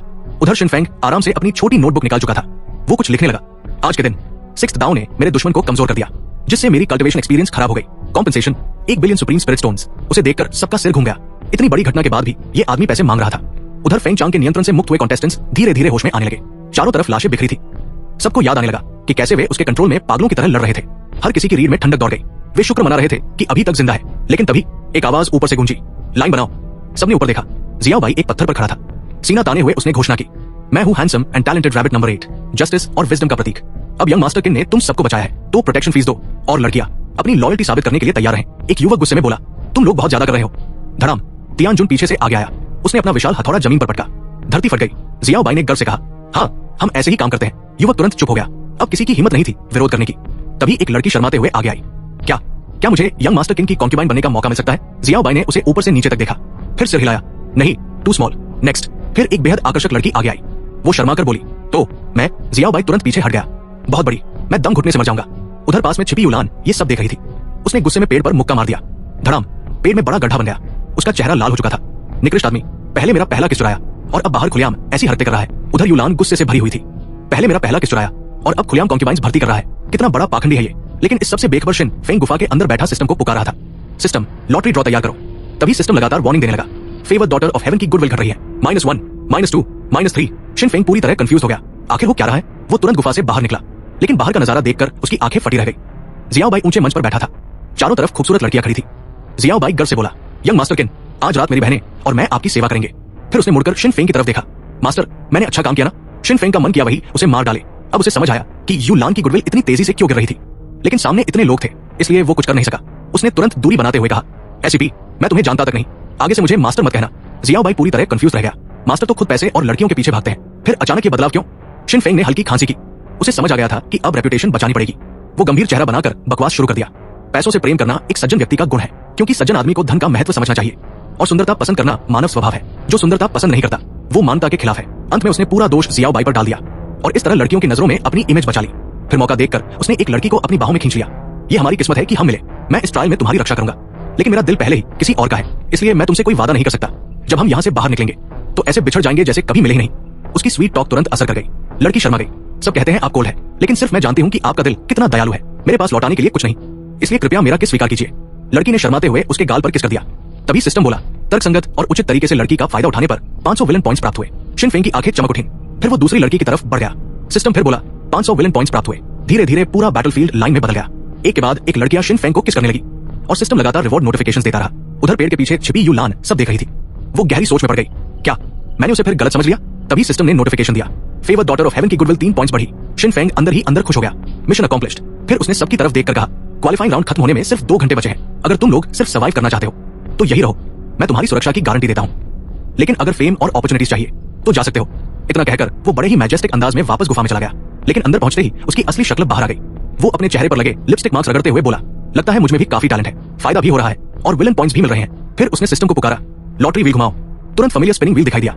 डिंग डागा, congratulations host, you have obtained heavenly secret card. ये कार्ड आपको एक बार हेवनली सीक्रेट देखने की अनुमति देता है। इससे हेवन एंड अर्थ से जुड़े बड़े सीक्रेट्स खोजे जा सकते हैं, लेकिन ऐसे सीक्रेट्स हर जगह नहीं मिलते, इसलिए चाइल्ड ऑफ हेवनली चॉइस से शुरुआत करना ज्यादा आसान होगा। शिन फेंग सोच में पड़ गया। Heavenly secret card, child of heavenly choice, तो आखिर किस चोजन वन पर इसका इस्तेमाल करूं? शिन फेंग गहरी सोच में डूब गया। हेवनली सीक्रेट कार्ड, आखिर किस चाइल्ड ऑफ हेवनली चॉइस पर इस्तेमाल करूं? उधर यिन मुन डायनेस्टी के महल में भी हलचल मची हुई थी। मंत्री आपस में चर्चा कर रहे थे। उनका मानना था कि यू शेन हमेशा शिन फेंग की सैलरी काटती रहती है, इसलिए बेचारे को मजबूर होकर गलत तरीके से पैसे कमाने पड़ रहे हैं। सबने दुखी चेहरा बना लिया। इतना महान वॉरियर और हालत देखो। तभी दीजू ने गंभीर स्वर में घोषणा की, मैंने फैसला कर लिया है, आज से शिन फेंग यिन मुन डायनेस्टी का तीसरा होली सन होगा। उसे लिंग फेंग पैलेस दिया जाएगा। वो अपने सबऑर्डिनेट्स चुन सकेगा और अपनी खुद की फैक्शन भी बना सकेगा। कोई मंत्री विरोध नहीं कर सका। शिन फेंग की टैलेंट इतनी भयावह थी कि वो पूरी तरह इस पद का हकदार था, लेकिन सच कहे तो उन्हें होली सन की योग्यता से ज्यादा उसे अपनी तरफ करना था। फिर दीजू ने ठंडी आवाज में कहा, उसके मास्टर के बारे में मैं खुद फैसला करूंगा, तुम लोगों को चिंता करने की जरूरत नहीं, और मैं एक्साइन फैमिली के पास एनवॉय भेजूंगा ताकि शिन फेंग और उनके रिश्ते फिर से सुधारे जा सके। यू शेन तुरंत समझ गई कि दीजू क्या खेल खेल रहा है। अब जब शिन फेंग की टैलेंट दुनिया के सामने आ चुकी थी तो किन फैमिली जरूर पछता रही होगी कि उन्होंने उसे निकाल दिया। अगर यिन मुन डायनेस्टी बीच में रेकंसिलिएशन करवा दे तो किन फैमिली शायद फिर से शिन फेंग को स्वीकार कर ले, और अगर होली सन के नाम पर किन फैमिली को अपनी तरफ खींच लिया तो ग्रेट एक्साई डायनेस्टी पूरे ईस्टर्न रीजन पर पकड़ खो देगी, और अगर रेकंसिलिएशन फेल भी हो गया तो भी ग्रेट एक्साई एम्परर सस्पिशियस हो जाएगा। दोनों तरफ से फायदा ही फायदा। यू शेन मन ही मन बुदबुदाई, ये बूढ़ा लोमड़ी सच में बहुत चालाक है। उधर गुफा में शिन फेंग अभी भी हेवनली सीक्रेट कार्ड को लेकर सोच रहा था। किन हाउ अभी बहुत छोटा था, ऊपर से लिन सैंग के साथ उसका रिश्ता भी अच्छा था, और वो थोड़ा बेवकूफ भी था। उसे बाद में आसानी से मैनिपुलेट किया जा सकता था। यू लान को परेशान करना मजेदार था, लेकिन अभी उससे ज्यादा फायदा नहीं मिलने वाला था। आखिर में उसकी नजर एक ही नाम पर जाकर रुकी, फेंग चांग। उसे फेंग चांग के अंदर की वो रहस्यमयी काली सत्ता याद आई। शिन फेंग ने तुरंत हेवनली सीक्रेट कार्ड इस्तेमाल कर दिया। क्रैक, कार्ड उसके हाथ में टूट गया। अचानक उसका दिमाग घूमने लगा। उसे लगा जैसे वो स्पेस और टाइम के बीच यात्रा कर रहा हो। कुछ मिनट बाद उसकी आंखें धीरे धीरे खुली। चेहरे पर अजीब एक्सप्रेशन था। उसने देखा फेंग चांग एक रहस्यमयी कुनलुन सीक्रेट रियल्म में पहुंच चुका था। एक ऐसा सीक्रेट रियल्म जो सिर्फ 1000 साल में एक बार खुलता था। वही उसने ultimate martial art Dao heart demonic seed cultivate की। लेकिन अगले ही पल शिन फेंग ने एक और दृश्य देखा। फेंग चांग किसी बूढ़े आदमी के साथ बेहद सस्पिशियस तरीके से घूम रहा था। वो बूढ़ा किसी किंगडम का किंग लग रहा था। शिन फेंग का चेहरा तुरंत काला पड़ गया। धक तेरे की, मेरी आंखें अपवित्र हो गई। उसे लगा था बाइर ही विक्टिम था, लेकिन असली खेल तो फेंग चांग खेल रहा था। शिन फेंग तुरंत फ्रस्ट्रेटेड हो गया। हम दोनों कल्टिवेटर्स हैं, फिर हमारे बीच इतना अंतर क्यों है? मैंने उसका बुद्धा हार्ट अभी 1 महीने पहले छीना और उसने पहले ही दाव हार्ट कल्टिवेट कर लिया। उसे लगने लगा जैसे फेंग चांग उसे सिर्फ एक्सपीरियंस पैकेज समझ रहा हो। लेकिन तभी उसे एक और महत्वपूर्ण जानकारी मिली। अगले महीने फेंग चांग एटर्नल रिस्पॉन्स मैनुअल से लिमिटलेस फिस्ट प्राप्त करने वाला था। शिन फेंग की आंखें चमक उठीं। ये ट्रेजर भी मेरा हुआ। अब चाहे जीसस क्राइस्ट भी आ जाए, मैं इसे छीन कर रहूंगा। लेकिन फिर वो अचानक शांत हो गया, क्योंकि एटर्नल रिस्पॉन्स रियल्म साधारण जगह नहीं थी। वहां पूरे ग्रेट बैरन एंशिएंट लैंड से 30 साल से कम उम्र के सभी प्रतिभाशाली वॉरियर्स आने वाले थे। कम से कम वायुलैंड और यीजियान जैसे मॉन्स्टर्स तो जरूर होंगे। शिन फेंग भले ड्रैगन स्लेयर था, लेकिन अकेला आदमी पूरी दुनिया से नहीं लड़ सकता था। उसने तुरंत अपनी सबसे बड़ी समस्या समझी। उसे जल्द से जल्द अपनी स्ट्रेंथ बढ़ानी होगी। कम से कम एंटरिंग दाव 5th लेयर तक पहुंचना जरूरी था। लेकिन समस्या ये थी, उसकी कल्टिवेशन स्पीड अभी भी बहुत धीमी थी। अगर वो दिन रात बिना सोए कल्टिवेट करे तो भी 1 महीने में सिर्फ 2nd लेयर तक पहुंच पाएगा। इतनी हाई इंटेंसिटी ब्रेक थ्रू लगातार करना फाउंडेशन को अनस्टेबल बना देता, और ये बिल्कुल सही रास्ता नहीं था। शिन फेंग अभी भी कल्टिवेशन की समस्या को लेकर परेशान था। तभी सिस्टम अचानक बोला, होस्ट अभी भी जल्दी लेवल अप करने से फाउंडेशन अनस्टेबल होने की चिंता कर रहा है। बस एक फाउंडेशन पिल इस समस्या को पूरी तरह हल कर सकती है। ये फाउंडेशन को स्टेबलाइज करेगी और सिर्फ 500,000 विलन पॉइंट्स में होस्ट एक और कल्टिवेशन लेवल प्राप्त कर सकता है। शिन फेंग का चेहरा तुरंत काला पड़ गया। साले, तू खुद को प्रोलेटेरियन सिस्टम बोलता है और एक गोली 500,000 पॉइंट्स में बेच रहा है? जरा भी शर्म नहीं आती? सिस्टम ने शांत स्वर में जवाब दिया, मैं सिर्फ एक सिस्टम हूं, मेरे पास कॉन्शियस नहीं है। शिन फेंग का दिल टूट गया, लेकिन उसके पास कोई और रास्ता भी नहीं था। तू सच में बहुत निर्दयी है। उसने तुरंत अपने विलन पॉइंट्स चेक किए। अगर हर लेवल के लिए एक पिल चाहिए तो उसे कम से कम 9 पिल्स चाहिए थी, यानी पूरे 4.5 मिलियन विलन पॉइंट्स। लेकिन इस समय उसके पास सिर्फ 600,000 पॉइंट्स थे, मतलब सिर्फ एक पिल खरीद सकता था। हालांकि उसका दिल रो रहा था, फिर भी उसने एक पिल खरीदने का फैसला किया। कुछ देर बाद उसके हाथ में एक सुनहरी गोली दिखाई दी। उससे बेहद सुगंधित ऑरा निकल रही थी। यही थी फाउंडेशन एस्टैब्लिशमेंट पिल, जिसकी कीमत थी पूरे 500,000 विलन पॉइंट्स। शिन फेंग ने उसे घूरते हुए कहा, दिखने में तो बहुत साधारण है, लेकिन चलो ट्राई करते हैं। उसने आंखें बंद की और पूरी गोली निकल ली। जैसे ही पिल उसके पेट में पहुंची, एक गर्माहट पूरे शरीर में फैल गई। उसका पूरा शरीर बेहद आरामदायक महसूस करने लगा। साथ ही आसपास की स्पिरिचुअल एनर्जी पागलों की तरह उसके डांशन में घुसने लगी। शिन फेंग की आंखें चमक उठीं। वाह, 500,000 पॉइंट्स वाकई बेकार नहीं गए। ये तो बिल्कुल वही फीलिंग है जिस एक्स्ट्रॉर्डिनरी फाउंडेशन के लिए मैं 7 साल से इंतजार कर रहा था। तभी डोंग डोंग डोंग, पूरे लाइफ एंड डेथ बैटलफील्ड में घंटियों की आवाज गूंज उठी। फाइनल राउंड ऑफिशियली खत्म हो चुका था। शिन फेंग ने लंबी सांस ली। ये कुछ दिन सच में बहुत थकाने वाले थे। अगले ही पल उसकी फिगर धुंधली हुई और वो गायब हो गया। उधर यिनवायु डायनेस्टी प्लाजा में बचे हुए वॉरियर्स अपने परिवारों से लिपटकर रो रहे थे। मां, मैं वापस आ गया। इस राउंड में सर्वाइव करना बेहद कठिन था। हर कोई फेंग चांग को कोस रहा था। अगर वो पागल नहीं होता तो इतने लोग नहीं मरते। भीड़ के बीच शिन फेंग और जियाओ बाई चुपचाप खड़े होकर लोगों की एग्जैजरेटेड स्टोरी सुन रहे थे। तभी पीछे से एक गुस्से भरी आवाज आई, शिन फेंग, तू हरामी, मर जा। शिन फेंग मुड़ा। उसके सामने मिंग जियान विला का यंग मास्टर यी जियान खड़ा था। शिन फेंग ने ऐसे रिएक्ट किया जैसे पुराना दोस्त मिल गया हो। ओ, तुम यहां हो? लेकिन यी जियान की आंखों में सिर्फ हत्या का इरादा था। वो अभी तक अपने लिटिल बडी के रिवेंज को नहीं भूला था। शिन फेंग ने ऊबते हुए कहा, अरे यार, वो लाइफ एंड डेथ राउंड था। लड़ाई में ऐसी चीजें हो जाती हैं। अब राउंड खत्म हो गया, चलो दोस्त बन जाते हैं। जितने ज्यादा दोस्त उतने ज्यादा रास्ते। लेकिन यी जियान का चेहरा और काला हो गया। तभी शिन फेंग के दिमाग में एक आइडिया आया। वो यी जियान के पास जाकर धीरे से बोला, ठीक है, कॉम्पनसेशन के तौर पर मैं तुम्हें एक बड़ा सीक्रेट बताता हूं, लेकिन किसी को बताना मत। ये सुनकर आसपास के लोग भी कान खड़े कर सुनने लगे। फिर शिन फेंग फुसफुसाया, ग्रेट एम्परर बनने का तरीका सिर्फ 4 शब्दों में छिपा है। सभी की सांसें रुक गई। लेकिन अगले ही पल शिन फेंग बोला, ले री फैंगचंग। फिर उसने यी जियान के कान में कुछ कहा। अचानक यी जियान का चेहरा हरा पड़ गया। तू झूठ बोल रहा है। सब जानते हैं मेरे पास वो चीज नहीं है। मेरा तुझसे क्या बैर था जो तू मुझे ऐसे इंसल्ट कर रहा है? ये सुनते ही आसपास की भीड़ तुरंत उसकी तरफ देखने लगी। शिन फेंग ने मासूम चेहरा बनाया, अरे तुमने इतनी जोर से क्यों बोला? अब तो सबको पता चल गया। यी जियान का चेहरा गुस्से से काला पड़ गया, लेकिन वो कुछ कर भी नहीं सकता था। तभी एक भव्य आवाज पूरे प्लाजा में गूंज उठी। आसमान में सिक्स पाद्स और बाकी महान एक्सपर्ट्स प्रकट हुए। पूरा प्लाजा तुरंत शांत हो गया।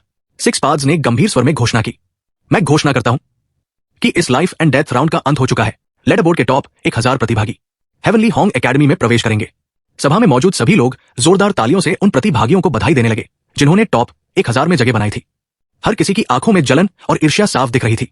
आखिर हेवनली हॉन्ग एकेडमी कोई साधारण जगह नहीं थी। वो यिन यू डायनास्टी नंबर 1 एकेडमी थी, जहां लाखों डिवाइन कल्टिवेशन मैनुअल्स मौजूद थे, शक्तिशाली मास्टर्स थे और ट्रीटमेंट इतना शानदार था कि हर वॉरियर वहां जाने का सपना देखता था। तभी भीड़ में किसी ने पूछा, टॉप 1000 वालों को इतना रिवॉर्ड मिल रहा है, तो फर्स्ट रैंक वाले को क्या मिलेगा? सिक्स पाद्स ने शांत स्वर में आगे घोषणा की, इस बार लेडर बोर्ड में प्रथम स्थान प्राप्त करने वाला है एक्साइन फेंग। उसे यिन यू डायनास्टी का 3rd होली सन घोषित किया जाता है। उसे लिंग फेंग रेजिडेंस प्रदान की जाएगी। साथ ही उसे अपना स्वयं का रेजिडेंस खोलने, सबऑर्डिनेट्स भर्ती करने और अपनी शक्ति स्थापित करने का अधिकार दिया जाता है। जैसे ही ये शब्द गूंजे, पूरा स्टेडियम फट पड़ा। व्हाट? 3rd होली सन? भीड़ पूरी तरह बेकाबू हो गई। लेकिन शिन फेंग खुद थोड़ा कंफ्यूज था। उसे लगा, बस नाम का अडॉप्टेड सन ही तो बना रहे हैं, इतना एक्साइटमेंट किस बात का? लेकिन सच्चाई इससे कहीं बड़ी थी। लाइफ एंड डेथ राउंड हर 10 साल में एक बार होता था, लेकिन हर बार होली सन नहीं चुना जाता था। यह उपाधि सिर्फ उसी वॉरियर को मिलती थी जो बाकी सभी प्रतिभागियों को पूरी तरह डोमिनेट कर दे। और सबसे बड़ी बात, लिंग फेंग रेजिडेंस काउंटलेस वॉरियर्स का सपना था। अगर शिन फेंग उसे खोल देता तो अनगिनत लोग उसके अधीन आने को तैयार हो जाते। अब वो सब एक 15 साल के लड़के का था। लेकिन शिन फेंग ने बस हल्का सा सिर घुमाया और इंडिफरेंट बनने की एक्टिंग की। उसका ये एटीट्यूड देखकर लोग और जल गए। उधर टियान जून अपने मास्टर को एडमिरेशन से देख रहा था। उसे पहले से पता था कि उसका बॉस खतरनाक है, लेकिन उसने कभी नहीं सोचा था कि वो सीधे यिन यू डायनेस्टी का होली सन बन जाएगा। उसकी नजर में इस सम्मान के पीछे जरूर अनगिनत कठिनाइयां और त्याग छिपे होंगे, जिनकी कल्पना भी सामान्य लोग नहीं कर सकते। लेकिन शिन फेंग को टाइटल की ज्यादा परवाह नहीं थी। उसकी नजर तो किसी और को ढूंढ रही थी। वायु लैन। अब आसपास कोई चोजन सन ऑफ हेवन नहीं बचा था जिससे विलन पॉइंट्स निकाले जा सके। तो शिन फेंग ने फैसला किया, अब टारगेट बनेगी chosen daughter of heaven. Kunlun secret realm खुलने से पहले कम से कम 4 मिलियन विलन पॉइंट्स और चाहिए। तभी उसकी नजर वायु लैंड पर पड़ी। मिल गई। शिन फेंग ने उसे देखकर हल्की खतरनाक मुस्कान दी। उधर वायु लैंड भी अचानक महसूस कर रही थी कि कोई उसे घूर रहा है। उसने इधर उधर देखा और शिन फेंग को मुस्कुराते हुए पाया। तुरंत उसका चेहरा हल्का लाल हो गया। उसे के वाला सीन याद आ गया। वायु लैंड ने जल्दी से नजरें फेर ली, जैसे उसने कुछ देखा ही न हो। लेकिन शिन फेंग मौका छोड़ने वालों में से नहीं था। वो तुरंत भीड़ चीरते हुए वायु लैंड की तरफ बढ़ा। तभी अचानक प्लाजा में भारी हंगामा मच गया। शिन फेंग ने मुड़कर देखा। प्रिंसेस नैन फेंग और उसका दल लोगों से घिरा हुआ था। ये सभी उन एग्जामिनीज के परिवार वाले थे जिन्हें फेंग चंग ने एनस्लेव किया था। वे गुस्से से चिल्ला रहे थे, फेंग चंग को हमारे हवाले करो। हम अपने बच्चों की मौत सह सकते हैं, लेकिन उन्हें जिंदा लाश बनाकर मिटा देना नहीं। लेकिन प्रिंसेस नैन फेंग ने बेहद ठंडे स्वर में जवाब दिया, मुझे नहीं पता फेंग चंग कहाँ है, और अगर पता भी हो तो भी मैं तुम्हें नहीं बताऊंगी। उसने गर्व से कहा। लिu दाओ जैसे एक्सपर्ट की पकड़ से भाग निकलना अपने आप में साबित करता है कि फेंग चंग कितना दुर्लभ वॉरियर है। ऐसे व्यक्ति को मैं कैसे सौंप सकती हूँ। ये सुनते ही भीड़ पूरी तरह भड़क उठी। अगर नहीं बताओगी तो हम तुम्हें मार देंगे। लोग प्रिंसेस नैन फेंग की ओर झपट पड़े। ग्रेट एक्साई डायनेस्टी के वॉरियर्स तुरंत गुस्से से उबल पड़े। हिम्मत कैसे हुई। उन्होंने तुरंत लड़ाई शुरू कर दी। पूरा प्लाजा केओस में बदल गया और इस सब को देखकर शिन फेंग की आंखें चमक उठीं। ओहो, अब मजा आएगा, क्योंकि उसे सबसे ज्यादा पसंद था केओस के बीच कूदना। शिन फेंग भी तुरंत एक्सायो बाई को घसीटते हुए तमाशा देखने पहुंच गया। उसने मन ही मन सोचा, सही बात है, प्रिंसेस नैन फेंग खुद हेवन चोजन नहीं है। अगर उसके पीछे फेंग चंग जैसा बैकिंग न हो तो वो इतनी आसानी से किस्मत को चुनौती नहीं दे सकती। तभी एक दर्दनाक चीख पूरे स्क्वायर में गूंज उठी। लोग एक एक करके जमीन पर गिरने लगे। आखिर ग्रेट एक्साई डायनेस्टी के वॉरियर्स साधारण लोग नहीं थे। वे बड़े बड़े क्लैंस के डिसेंडेंट्स थे। उनकी कॉम्बैट स्ट्रेंथ आम लोगों से कहीं ज्यादा थी। कुछ ही पलों में उन्होंने भीड़ को दबा दिया। लेकिन यही हरकत पूरे स्क्वायर के लोगों को भड़का गई। ये यिंग वायु डायनेस्टी की जमीन है, इतना घमंड कैसे कर सकते हैं। क्या यहाँ कोई कानून नहीं। भीड़ गुस्से से गरज उठी। किसी ने जोर से चिल्लाया, एल्डर्स कहाँ है। और बस स्थिति पूरी तरह बेकाबू हो गई। दोनों पक्षों में जबरदस्त लड़ाई छिड़ गई। तुम लोग पागल हो गए हो क्या। प्रिंसेस नैन फेंग गुस्से से कांप रही थी। उसका सीना तेजी से उठ गिर रहा था। उसे साफ लग रहा था, पहले हमला यिंग वायु डायनेस्टी वालों ने किया और अब दोष भी ग्रेट एक्साई पर डाला जा रहा है। क्या उन्हें सच में लगता है कि ग्रेट एक्साई की प्रिंसेस को आसानी से दबाया जा सकता है। तभी एक भारी आवाज गूंजी। बस पूरा मैदान अचानक शांत हो गया। सबने मुड़कर देखा। काले रोब्स पहने वॉरियर्स का एक दल आगे बढ़ रहा था। उनके शरीर से बेहद खतरनाक ऑरा निकल रहा था। ये कोई साधारण सैनिक नहीं थे, ये थे सेलेस्टियल बुल गार्ड्स, यिंग वायु डायनेस्टी की इंपीरियल सिटी की सुरक्षा करने वाली सबसे खतरनाक फोर्स। इनमें शामिल होने के लिए कम से कम हेवनली वेनरेट रियल्म चाहिए था। हालांकि उनका पद बहुत ऊंचा नहीं था, लेकिन वे सीधे लिu दाओ एम्परर की अथॉरिटी का प्रतिनिधित्व करते थे। उन्हें देखते ही भीड़ अपने आप रास्ता छोड़ने लगी। स्थिति देखकर प्रिंसेस नैन फेंग ने भी पीछे हटना बेहतर समझा। आखिर यिंग वायु डायनेस्टी में कोई भी सेलेस्टियल बुल गार्ड्स को नजरअंदाज नहीं कर सकता था। लेकिन प्रिंसेस नैन फेंग डरी नहीं। तभी सेलेस्टियल बुल गार्ड्स के कैप्टन ने हाथ उठाकर उसे रोक दिया। प्रिंसेस नैन फेंग, आप कहीं नहीं जा सकती। नैन फेंग की आंखें सिकुड़ गई। क्या मतलब। कैप्टन ने ठंडे स्वर में कहा, ये यिंग वायु डायनेस्टी है, तुम्हारा ग्रेट एक्साई नहीं। तुम्हारे वॉरियर्स ने हमारे लोगों पर हमला किया है, उन्हें जांच के लिए ले जाया जाएगा। ये सुनते ही ग्रेट एक्साई के वॉरियर्स हंस पड़े। उन्हें लगा ये मजाक है। तुम्हारे लोगों ने पहले प्रिंसेस का अपमान किया, भीड़ बनाकर उन्हें घेरा, और अब दोष भी हम पर डाल रहे हो। लेकिन कैप्टन ने कोई जवाब नहीं दिया। उसने सीधे आदेश दे दिया, सबको गिरफ्तार करो। तुम्हारी हिम्मत कैसे हुई। ग्रेट एक्साई के वॉरियर्स गुस्से से गरज उठे। उन्हें यकीन नहीं हो रहा था कि सेलेस्टियल बुल गार्ड्स सच में उन पर हाथ डालेंगे। लेकिन उनकी कल्टिवेशन सिर्फ एंटरिंग दाओ 5th लेवल थी, जबकि सामने सेलेस्टियल बुल गार्ड्स थे। कुछ ही पलों में सभी वॉरियर्स दबोच लिए गए। प्रिंसेस, हमें बचाइए। लेकिन गार्ड्स ने उनकी एक न सुनी। उन्हें घसीटते हुए ले जाया गया। और सबसे बुरी बात, स्क्वायर में मौजूद लोग तालियां बजाकर खुश हो रहे थे। नैन फेंग का चेहरा अपमान से लाल पड़ गया। बहुत ज्यादा हो गया। उसके सीने में गुस्सा उबल रहा था। उसने तुरंत फैसला किया, वो सीधे लिu दाओ एम्परर से न्याय मांगेगी। लेकिन तभी डेलीगेशन के बूढ़े एल्डर ने उसे रोक लिया। प्रिंसेस, बेकार है। अगर लिu दाओ एम्परर सच में हस्तक्षेप करना चाहते तो ये सब होने ही नहीं देते। उन्होंने जानबूझकर सेलेस्टियल बुल गार्ड्स को भेजा है। नैन फेंग तुरंत समझ गई, इस पूरे खेल के पीछे खुद लिu दाओ था। एल्डर ने धीमे स्वर में कहा, फेंग चंग का अभी तक कोई पता नहीं है।